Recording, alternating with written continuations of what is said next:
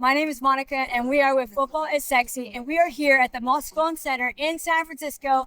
I'm super excited to talk to this amazing gentleman with an amazing career underneath the NFL threads. I mean, this is like a dream come true. Super Bowl 60. We are bringing the heat, and we're going to start with Ben, who is amazing. When I say amazing, when it comes to the NFL, you've had 54 number one draft picks in 13 years. You have drafted them to you. You represent legends. How did that happen? Why are they coming to you? Well, first of all, Monica, it's great to be here with you because I'm very familiar with you, and I feel like we've met before. Right? Yeah. Since, Yeah, I feel like right, that. we have. Yeah. So, I'm just incredibly blessed. I mean, I have a gift. I love football. It was my passion. I turned it into an occupation. Yeah. And I can outwork anybody. So I'm a workaholic, type A personality. So nobody's gonna outwork me, including you. It doesn't matter. I'm very competitive. I love to win and I hate to lose. I love it. And so, but the gift that I have from God is simple. I have a competitive advantage, and that is I have a mindset that allows me to remember facts that most people can't. Things that I'm interested in, I have a really good memory. And so when I sit in front of families, I can tell them with conviction, I'm going to outwork everybody. I will get you the desired result. So you can't ask for trust. It doesn't work that way. You have to earn it. Right. And so I earned it. And you can, if you tell the truth 99 times and you lie once, you lose everything. Right. So my job was very simple. I undersell and overproduce. That allows me to keep happy clients. I built credibility. And I did it because it's my passion. Probably was my first love. I love work. I love that. Well, I want to, and I resonate a lot of what you just said because I started out as being a fan of the game as well, and then turned it into a full-time gig. Sure. So here we are. But let's back up a little bit because Sure. I think your story, being from India, am I Yes. correct? I was born in India. Born in India, came here, didn't know English. That's correct. I mean, and did you learn English through football, through sports? How did you learn the language? So I came to this country ironically on July 4th, 1970. Okay. Independence Day. I was 5 years old. That's amazing. So I grew up in the inner city of Baltimore, Maryland. My parents were first immigrants. My dad came to the country in 1967. My mom came in 1968. My sister and I came in 1970, saving up money. We didn't have babysitters. Right. Today we child protective services. So there was no opportunity to play sports. We didn't have the resources.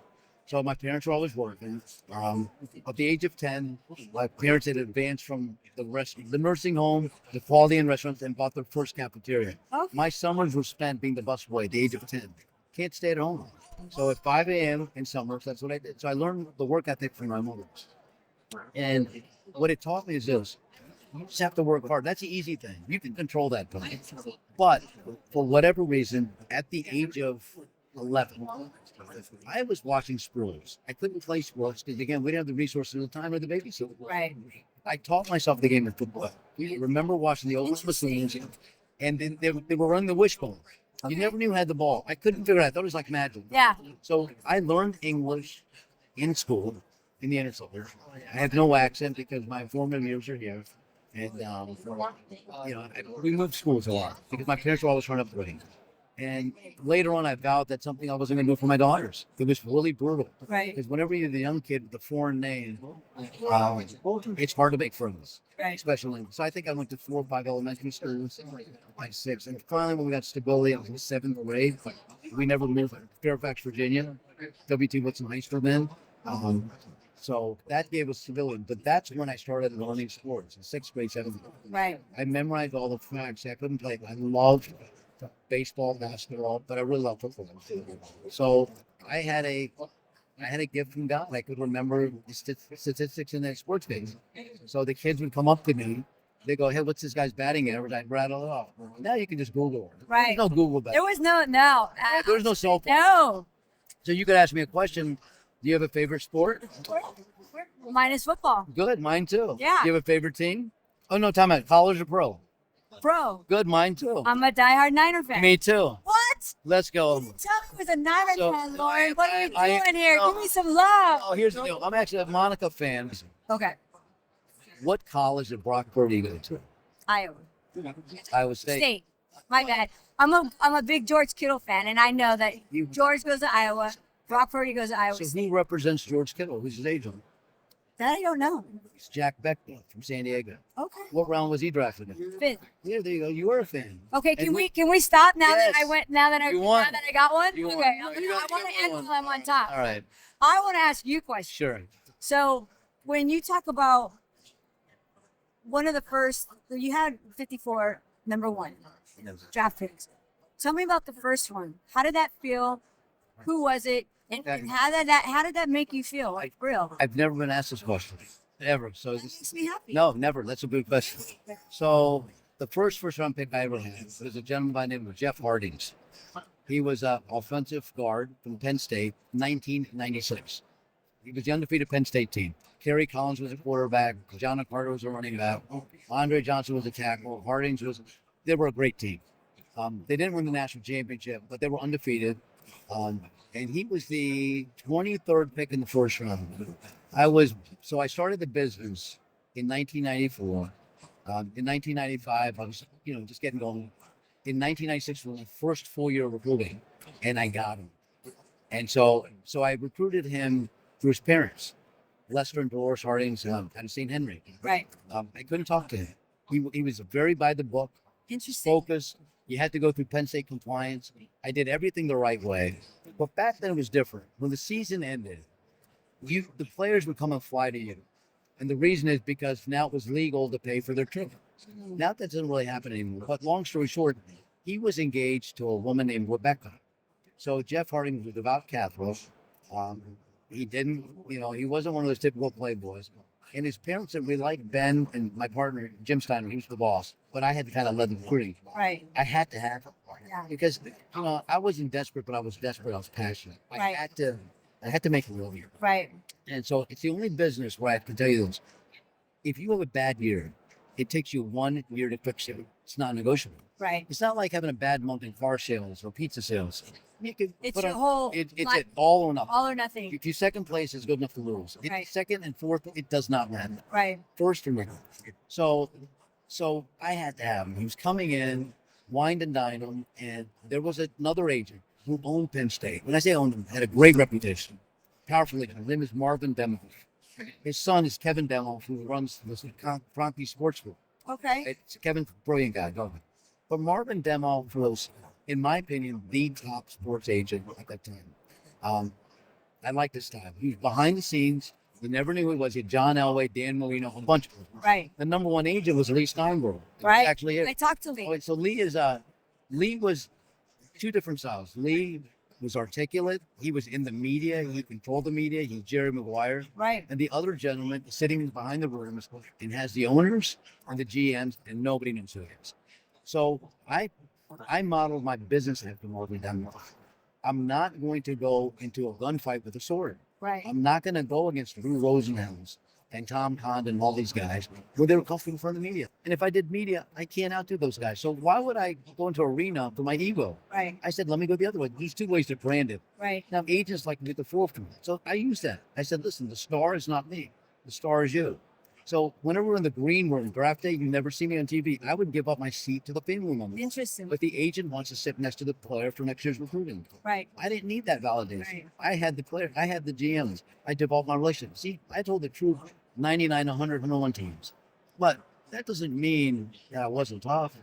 So I was feared and respected. I love that. So you have to fear me. Right. Because I will annihilate you if you come after my clients. I will make your life so darn miserable. While you're looking for Dateline, I'm going to find a way to strategically dismantle you. I love you. I love that you're on my team. Like, are you on my team? I'm on Team Monica. I have a security guard now. I'm just saying. I do too. Okay, Anyway, that's it. so Let me ask you this. When- I didn't answer the question. So, Oh, yeah, you go ahead. let me finish. I got off on a tangent.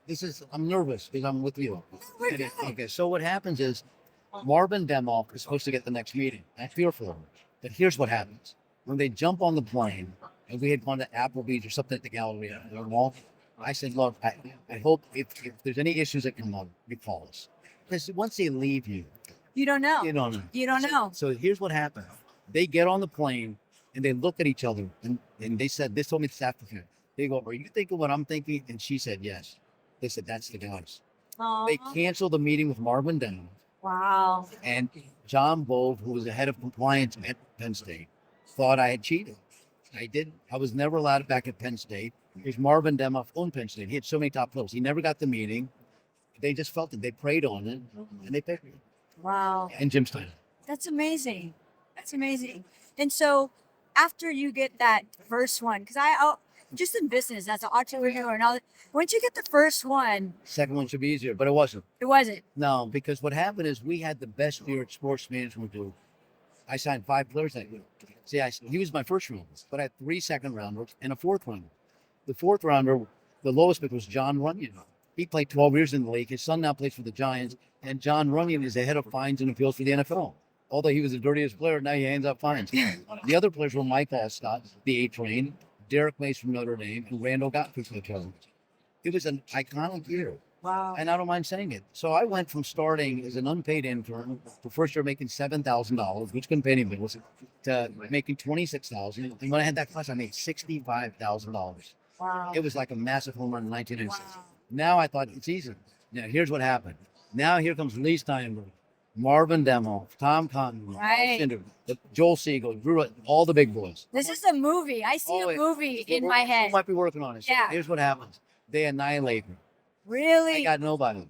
I cried like a baby in the apartment, and I told my wife, Janine, I said, if this ever happens again, I'm quitting the business. Because it takes a year to fix it.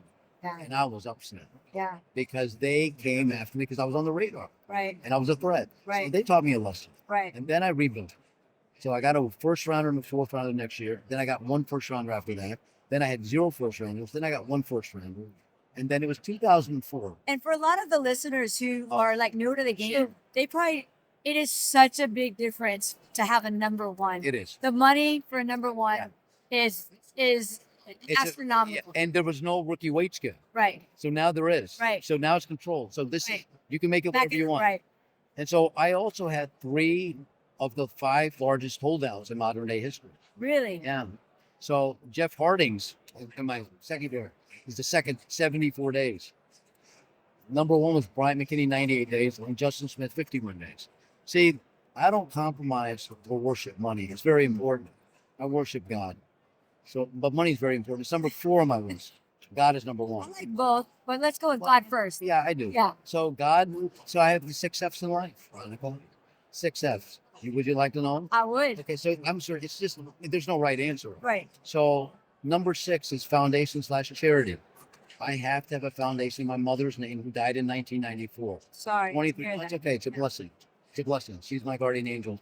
Without her getting sick, I don't get into business. I'm running the pizza place. Without her, I don't go to St. Louis. Right. Without her, I don't sign the first round picks. I'm not. I get that. You understand? I get that. So- Well, without my dad, football sexy would not have been born. There you go. He passed away. I get it. I'm sorry. Yeah, no, it's okay. So she's with us. She's They're watching. both right there. They're eating lunch. They're hanging out right Yeah, now. they are. Yeah, yeah, They're yeah. laughing. Yeah, for sure. All right. So that's the purpose for me coming out of retirement. That's what I was going to ask you. You know, it's in the Forbes article.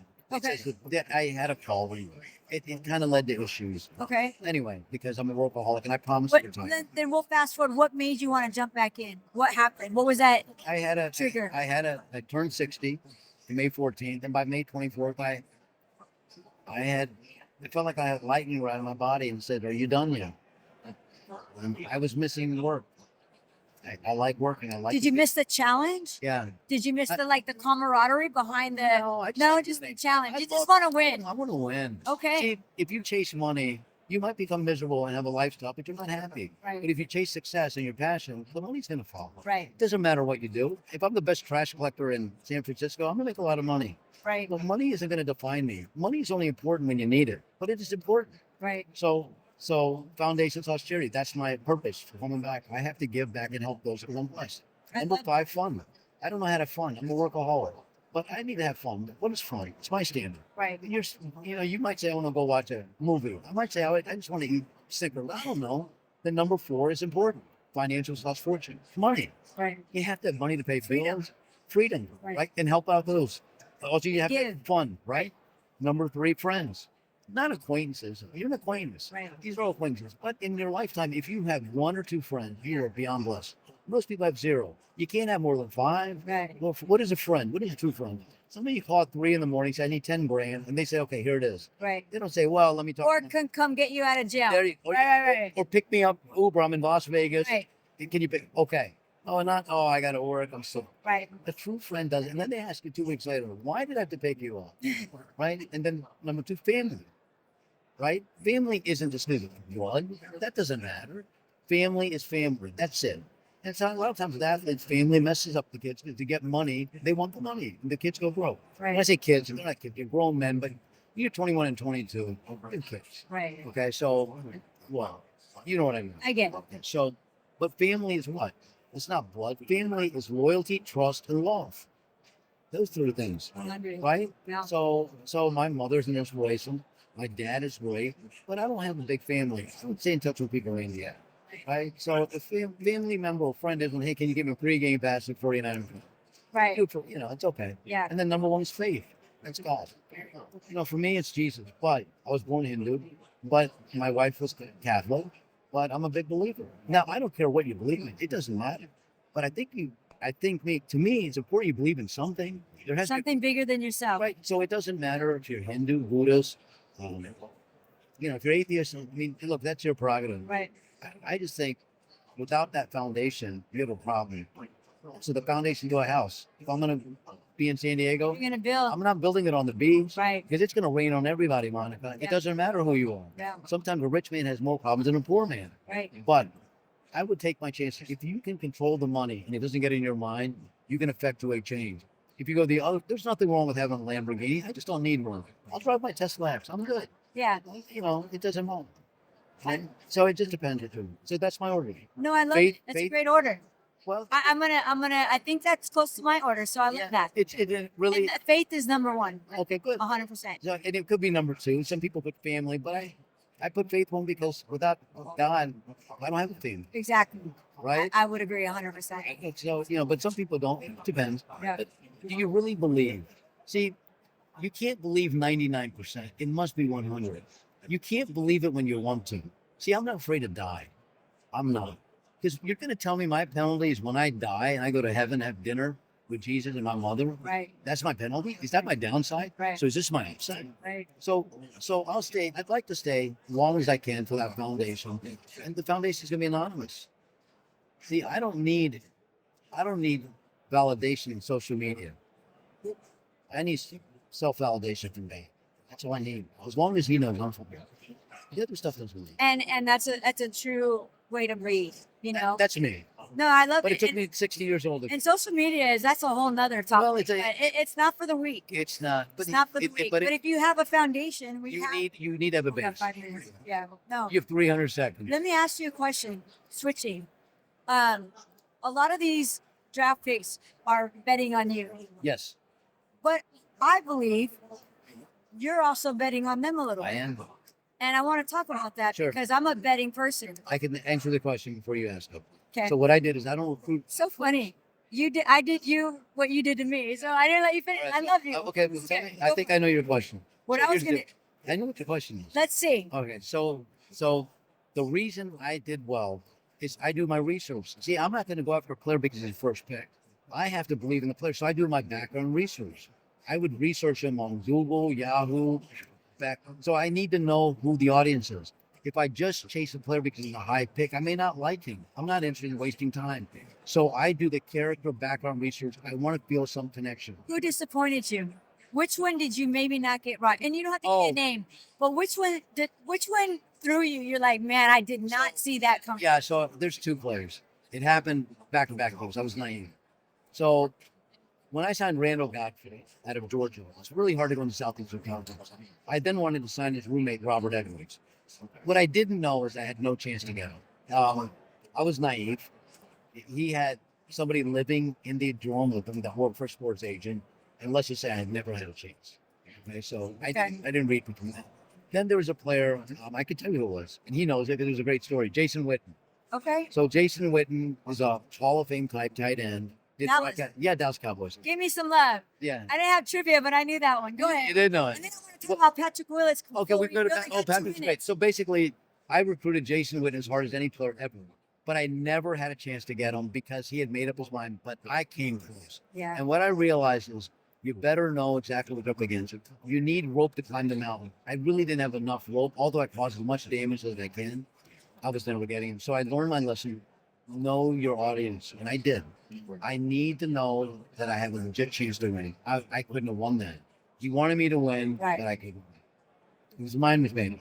Anyway, Patrick Willis. Give me a little before So we Patrick wrap up. Willis. I'm a Niner fan. Okay, there you go. I went to Ole Miss, Okay. walked in, and he was playing UFC. I went in with Tom Condon, my business partner. I said, "You playing UFC? I love the UFC." I started playing the video game with him. I beat him. I'd never played the game.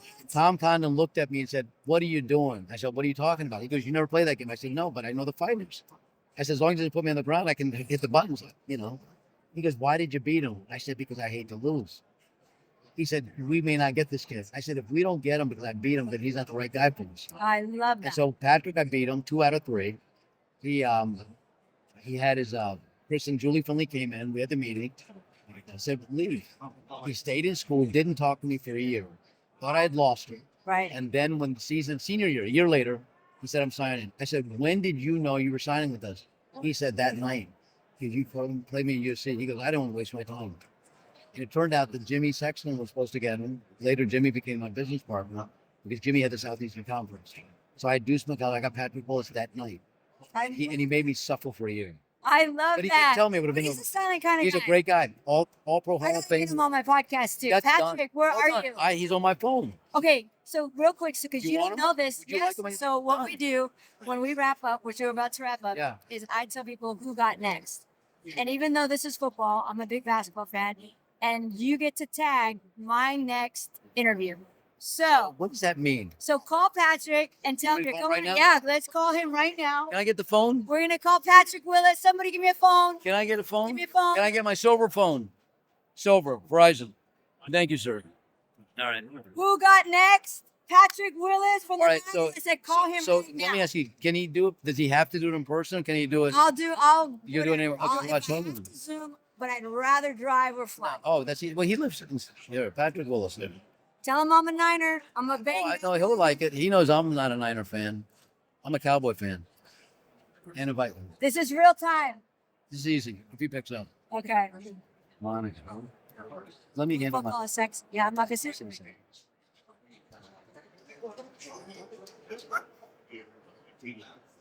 If he doesn't, you might leave him on audio message. I'll make voicemail. Maybe he'll call back. Well, he will call me. 100%. No, he's maybe. I don't think so.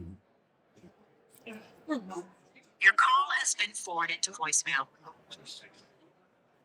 Now we're texting. No, I'm not texting. Oh, we're not texting. No, I'm doing audio text because I mess up. Oh, we're gonna do audio message. I'm down. Hey, Pat, Benny. Hey, listen, I just called you. You're busy. Pat, I got a new girlfriend here. Her name is Monica. Monica, say hi. Hi, Patrick. So, Patrick, Monica isn't Asian, but she's a hot Latino. So she does a podcast. I'm doing a podcast at Radio Row. Hey, when am I going to see you? Are you going to the that SI party? Would you like to go? I got a table. Pat, do you want to go to the Super Bowl? You're probably going through Jed York and Prague and all those guys, but I got a Super Bowl suite with 20 tickets. Yes, I do. So here's the deal, Pat. Would you like to go? Pat, I need to see you, but I need you to be on the podcast with this guy, Monica. I'm going to send you a picture of us right now. The show's wrapping up. Give me a fucking call, Pat. No. Hey, by the way, congrats on the Hall of Fame. You know what? You're lucky I didn't play 8 years. I'd beat you out. How you doing? Watch it. Hold on. Now we're gonna send the picture. Oh, no, we're not. No. Hey, Pat. Hey, here she is. What's up, Pat? Let's go. Bang, bang. Football sexy, and so are you. By the way, can you just come out of retirement? I heard it's a thing now. We could use you. I'm just saying. Pat, they could certainly use you because that team sucks. Guess what? Seattle's probably going to win the Super Bowl. Of course, the Rams are better. Easy, easy. Hey, Pat, it's a Danger, Pat. danger. Pat, they could use you out of retirement. You know why? They're not very good. Purdy can't do. He's a 7th round pick for a reason. Get off my dance partner. How you doing? All right, Pat, call me. I wrote. That's so funny. Oh my What do you, god. see, these are my clients. Let's go. Hold on, is that true? Yes. How many guys can do this? It. I'm not scared of my clients. And if you need someone to fill the suite at the Super Bowl, I am around. Really? I'm just throwing it out there. Sexy, I'ma say it with my chest. Football sexy, I'ma rep, rep, rep.